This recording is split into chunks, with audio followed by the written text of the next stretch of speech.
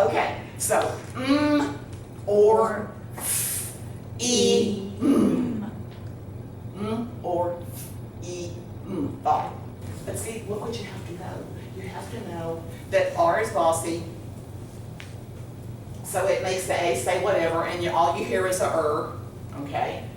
More, or. Anytime you put a vowel before the R, whether it's A-R-R, E-R-R, I-R-R, O-R-R, or U-R-R, E-R-I-R-U-R, pretty much the same sound. But we're not going to say all the time because there are always exceptions. Okay.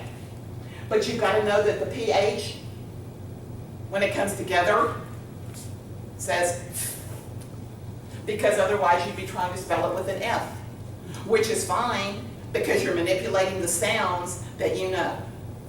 So we know that this is the smallest unit of sound. What's a morpheme? Morpheme is the smallest unit of meaning. So it could be a root word. Let's go back to our trusty cat. All right, that's a morpheme. It's a unit of meaning. But look at this. If I put an S on cats, does that change the meaning? Yes. So the letter S, when you use it to make a noun plural, is a morpheme because it changes the meaning. So if I add S to a singular noun, it makes it plural. That makes it a morpheme. The S, the morpheme, or the word? They both are morphemes. Because this is a unit of meaning, a cat, right? But if I put an S on it, it changes the meaning. So this carries meaning. It's When not you just add it, one, it's more than one. it's more than one. We went from one cat to cats. Do they have different meanings? Yes. So S, when added to a noun, to make it plural, is a morpheme by itself. But what I will tell you is, okay, your book talks about, yes, it talks about morpheme, smallest unit of meaning, but it also adds to that a bound morpheme. A bound morpheme is a word that has meaning in itself without, it carries meaning. So cat has meaning within itself, right? Just the S, it doesn't mean plural. If you just see an S, it doesn't necessarily mean plural, but cat means cat. How many morphemes? One. None, zero.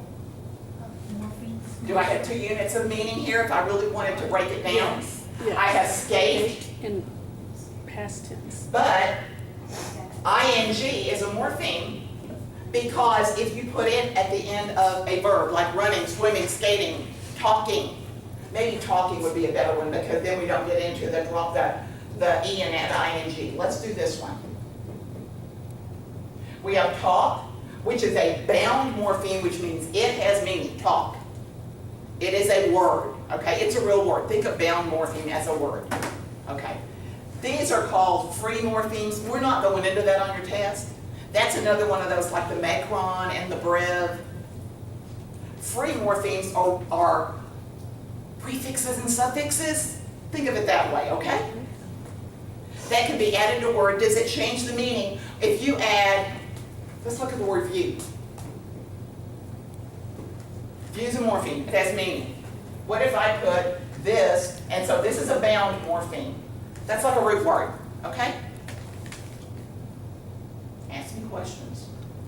But if I put this morpheme, because pre, we can put in front of view. Does that change the meaning of view? Yes. Okay, so pre is a free morpheme.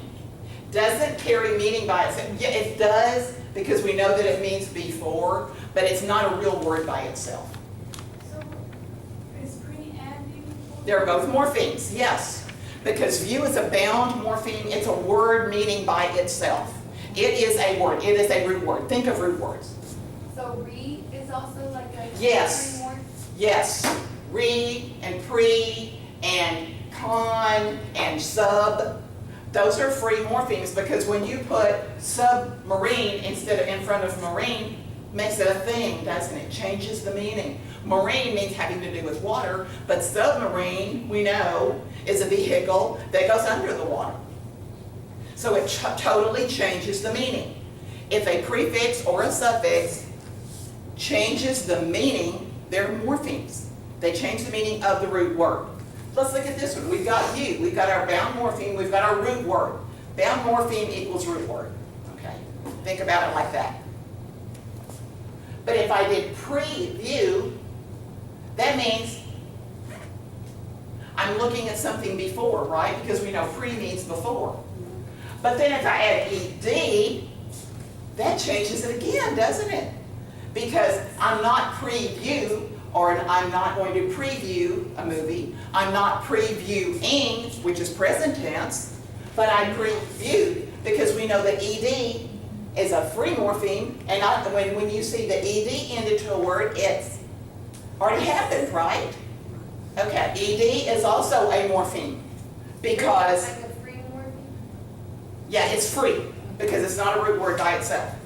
It's a unit of meaning, but it also changes the meaning of a bound morpheme, of a root word. Since we're in 5 weeks, since it's a short session, we have to cover so much in such a short amount of time. But I give as much time as I can to this topic because it's so critical to teaching beginning reading skills. Y'all are just getting a taste of that now. When we talked yesterday about how did you learn to read, you didn't think about all of these components. We just barely touched on that. That goes into what is happening in your brain when you're reading. And then the bigger question is, okay, I consider myself to be a fluent, proficient reader. How in the world, and we've just touched the surface, do I teach this to my students who don't have that schema? They're just learning to read. Where do you start? And look at all these pieces that go into beginning literacy instruction. And with the phonemes and the morphemes and the graphemes, if you don't know the sounds that are associated with the letter, you can't spell and you can't write accurately. You can invent, you can play with the language, which is what we do as we're learning it. So I know it's a lot of information. Stay with me. We will review what we need to. So, a grapheme. I will tell you that it's related to phoneme. If a phoneme is the smallest unit of sound, a grapheme is the written representation of that sound. It's a letter. Okay? So, if we know, if I know the sound that's a phoneme, right? Because it's the sound. What's the written representation of that sound? Of the sound M. M. A grapheme, graph is right, okay? W-R-I-T. So like pH would be F? Yes, perfect. So in this word morpheme, the grapheme for the sound is pH. Did you get that? Okay. We said that it has 5 sounds, okay? But we said that the pH has the sound, not the F sound. Why did I say the sound? We're not talking about the letter name, okay? That's a grapheme. But the grapheme for the pH in the word morpheme is F. Graphemes are letters, phonemes are sounds. A grapheme is the written representation of the phoneme, the sound. When you have a K in front of the N, what sound is it usually? N. You only hear the N, right? How many sounds do you hear in the word no? 2. 2. No. 3. Oh. No. Oh. Because we've got a vowel digraph here, because when OW comes together, it's either going to say O or ow. If it says O, long O, that's a vowel digraph. That's 2 vowels that come together and make one sound. A vowel digraph is 2 vowels that come together and make one sound. But, like in the word now, we have the same OW, but it doesn't say O, it says ow, right? Mm-hmm.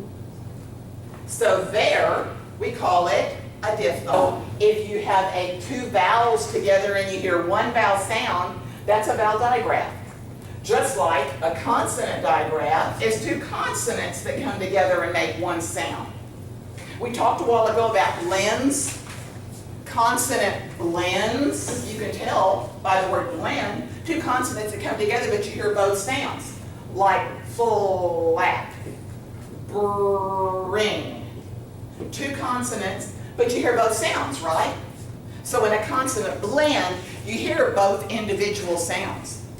Or in a three-letter blend, like spring, scream. Those are consonant blends because you hear each individual sound, but they blend together. Because if we counted the sounds in scream, how many sounds do we have?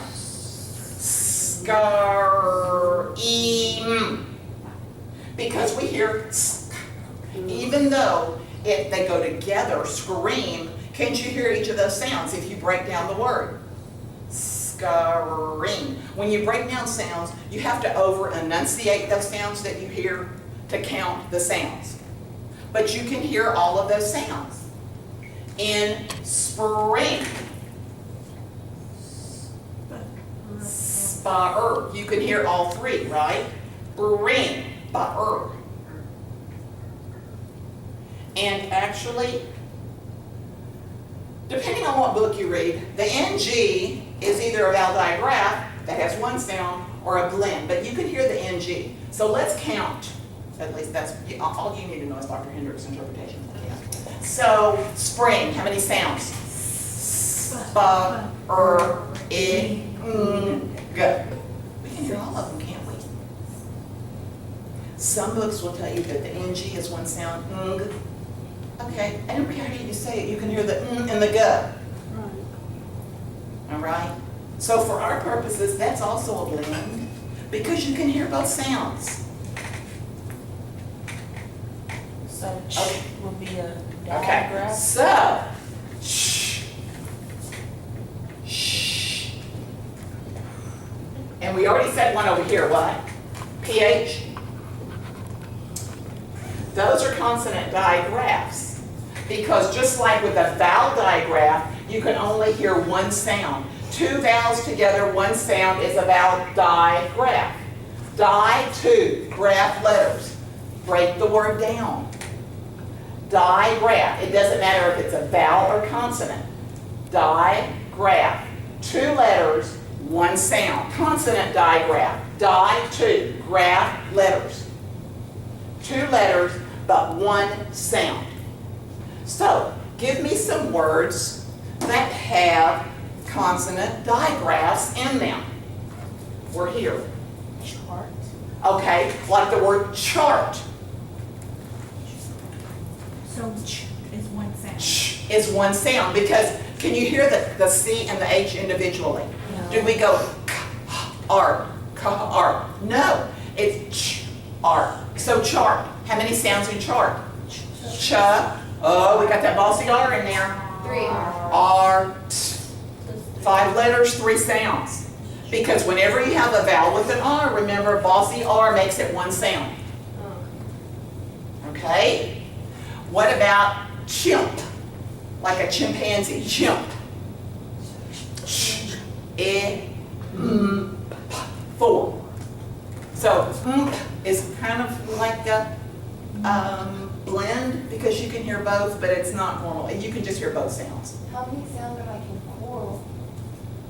Coral, okay? Are we talking about the color coral or, okay, here we go again. See, English, we love it. Okay, so it depends on which schema. Are we talking about the color coral or are we talking about coral, like being sung? Another example of homonyms, very different meaning.